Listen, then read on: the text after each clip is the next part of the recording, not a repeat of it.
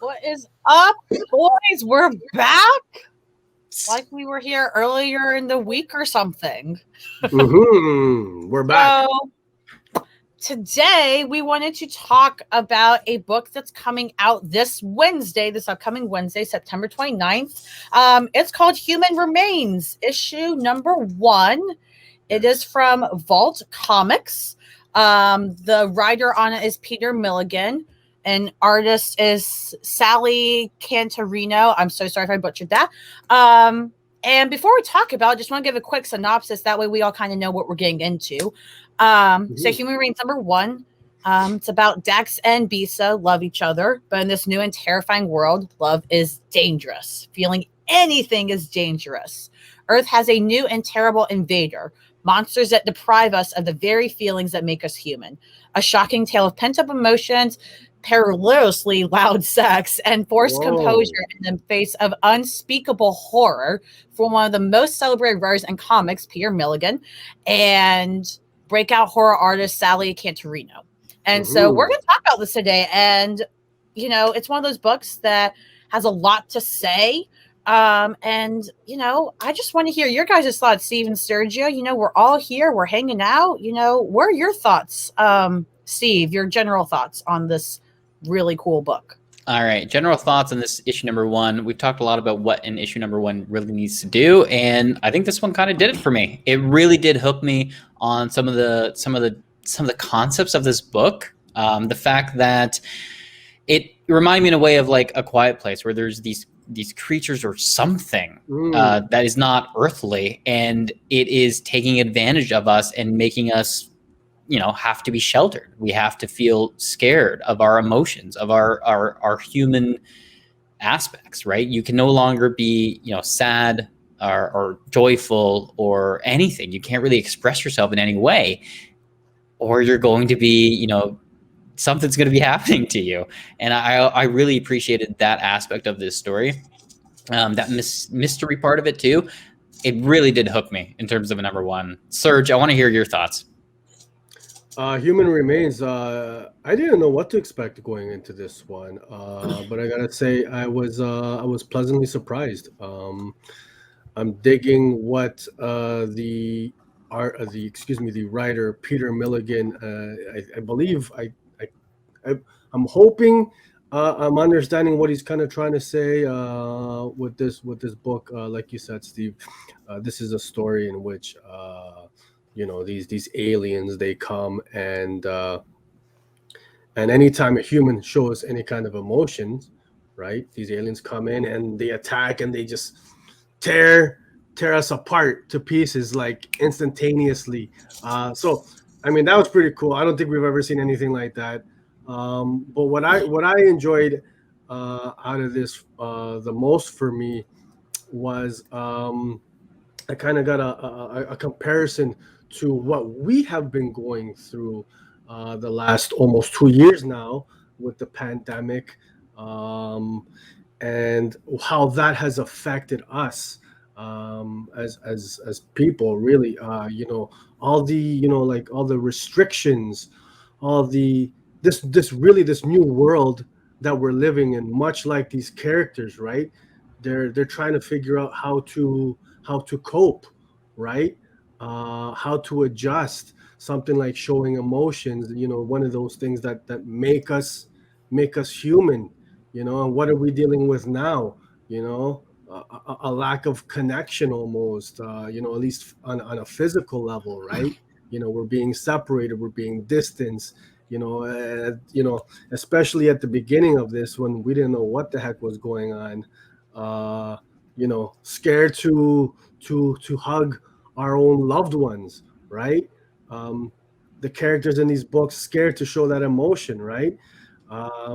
So I enjoyed that aspect of it, and because, man, I think even after, you know, almost 2 years, we're still trying to figure out how to handle this new world that we live in. And you know, I see that very much in this story, right? How are these characters going to cope moving forward with this new reality?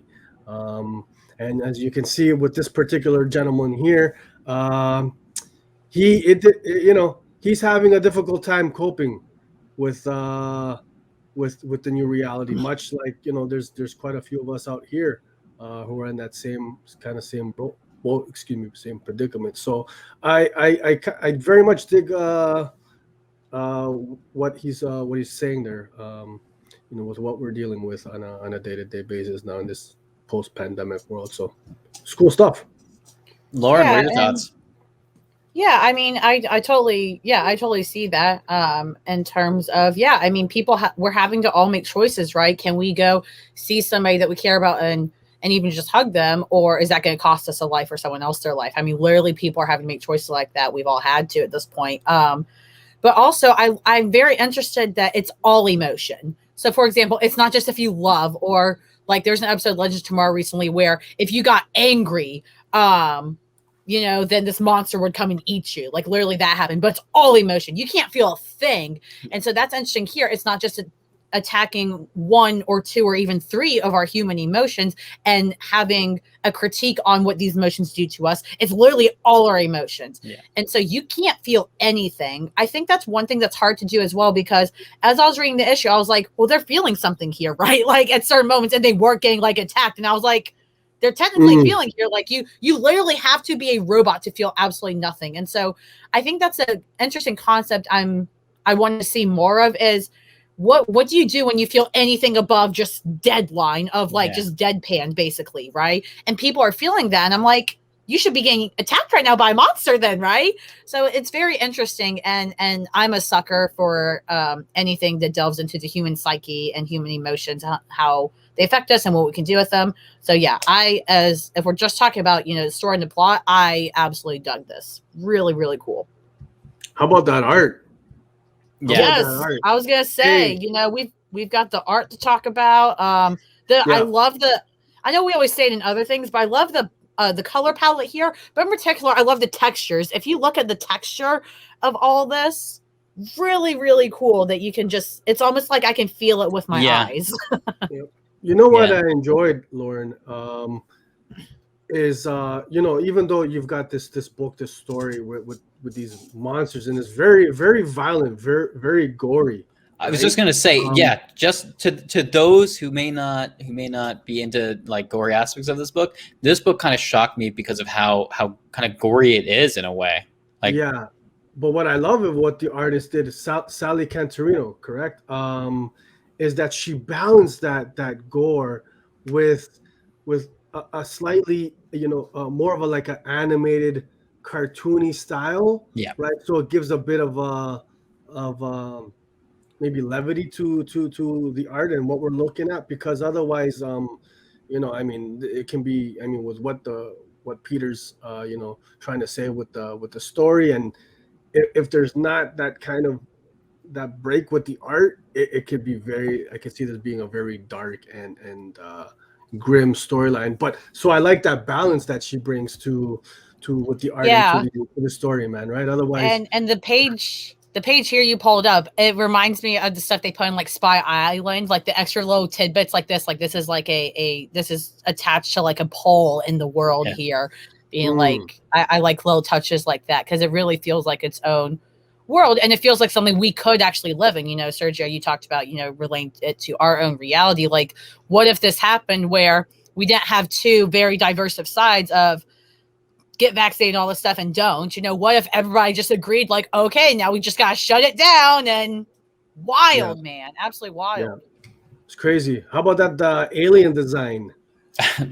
I didn't see that coming, honestly. I didn't know what to expect. I did not see that thing coming, and it was nuts. It kind of looks like a bug type kind of creature, but magnified and large, really, like giant, critter type, scary stuff, but not so scary that you can enjoy this, man. Yeah. I like seeing more books coming out recently, like this one, where they're actually using real monsters. Like, there's a trope that's been out for the last couple of years where, oh my gosh, look, the monster is like, something else, like you're the monster or something. But like, I like actually just seeing real monsters too. Like, even if it does represent something else, it's still an actual monster. And that's really cool to see in this story. So I really like that a lot. Steve, what do you think about the font? You're the font guy. I had no issues with the font. I have zero issues with the font. I really dug it. I think this book, in terms of a number one, it did all of the aspects that a number one should. I think it did really well. It makes me want to read a number two, and that's the gold standard of a number one. Yeah. I'm curious to see the main character's journey. Was it Dax and I can't recall the name of his wife, Dax his and partner. Bisa. Bisa, yeah. Man, quite the events unfolding there. So they're clearly going to go on a journey.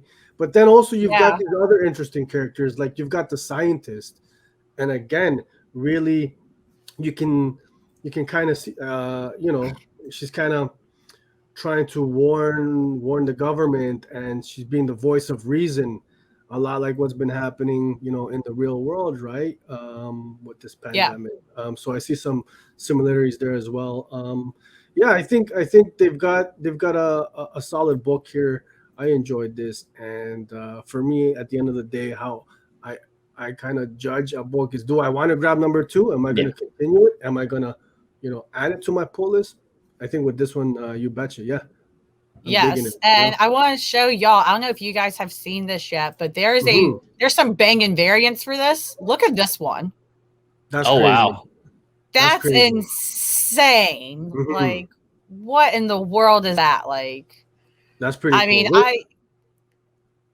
I was gonna say, is that like an exclusive, or is that a? This one is the Ben Harvey variant. I don't know if it's an exclusive or not, but it's a Ben Harvey art. Well, folks, if you're watching this, if you can get your hands on it, that's a nice looking variant there.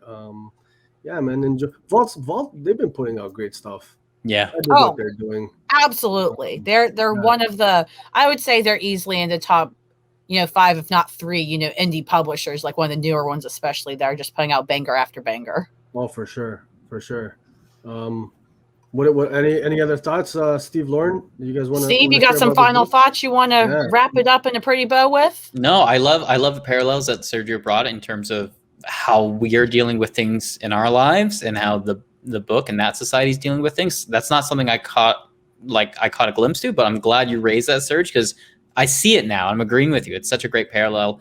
I said everything I needed to. This book is definitely a pickup number one. It's a cop. Pick it up. Yes, a cop. We like it. Sergio, any last thoughts on it? Just agreeing with you guys, enjoying this one. Definitely a cop from me, and I think from the House of Nerd, guys. Yes, 100%. As Steve would say, everything that you would want and need as a reader in the number one issue. It's almost a perfect number one, maybe, for Steve. It was cool. Yeah, almost. Enjoying that. We'll take it. Shout out to Vault. Thank you for sending us this advanced copy and allowing us to give a review of this. And I'll be picking up. I think a lot of us will be picking up a physical copy of this Wednesday, guys. Wednesday. Make sure you pick up a copy, right? Yep. Support these this Wednesday. Support these shops. Yep, September 29th, this Wednesday. Grab it. I'm sure hopefully your shop has a couple extra copies. If you can't pre-order it, grab it, throw it in there. It's absolutely worth it. Vault Comics is hitting it, just like Sergio said. Completely House of Nerd Show approved, unanimous. You can't go wrong. Instant cop. Sergio, where can we find you in case people have forgotten? Hit me up on Twitter, Instagram, and Surname Inc. and Surname Comics. Thank you guys for checking out this vid. Sweet Steve, where can we find you in case they've forgotten about you too? You can find me at Stovepost on Twitter. Lauren, where can you find you and the show? You got it down there. Friendly MBHD. Bye. I'm on Twitter and Insta. Find the show at House of Nerd Show on the Twitter and the Instagram. And any creators that are watching this, if you want us to talk about your books and all that, we would love to do that. Feel free to email us, houseofnerdshow@gmail.com. We'd love to check out your review copies and talk about it just like we did for Human Remains #1 today. And make sure you like, subscribe, share, ring the bell, all that cool stuff so you know when our videos are coming out. And make sure you're watching our live shows every Sunday at 11 a.m. Eastern. And let us know in the comments what you guys think of this book. Let us know what you're thinking, if you're enjoying it as much as we are. And thanks for checking us out.